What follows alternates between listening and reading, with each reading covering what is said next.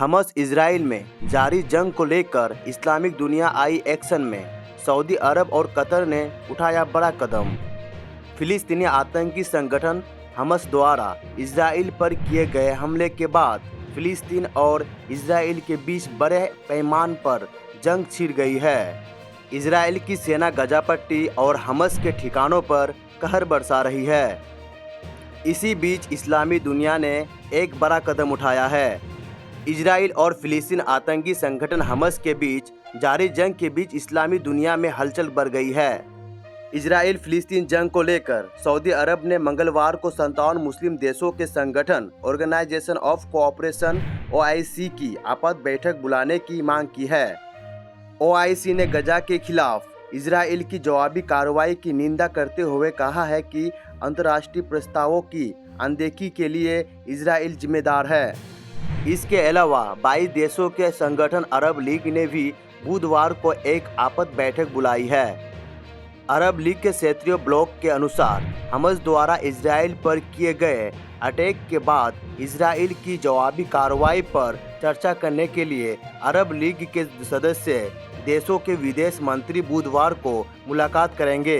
अरब league के deputy chief Hussain जाकी ने बयान जारी करते हुए कहा है कि कार्यों में होने वाली इस बैठक में अरब देशों और अंतर्राष्ट्रीय स्तर पर की जाने वाली कार्रवाई पर बात होगी। मुस्लिम देश कतर भी हमस और इजराइल के बीच महिला कैदियों की स्वैप अदला बदली पर बातचीत करने की कोशिश कर रहा है। वही इस्लामिक देश मिस्र ने UAE और सऊदी अरब से इस मुद्दे पर बातचीत की है।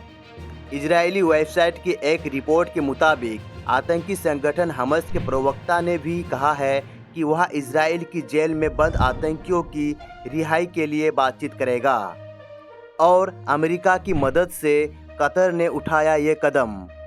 वेबसाइट ने चीनी समाचार एजेंसी सिन्हुआ के वेबसाइट से लिखा है कि हमस के एक सूत्र के अनुसार कतरी मध्यस्थता के तहत इजराइल और हमस के बीच कैदियों के अदला बदली के लिए बातचीत जारी है।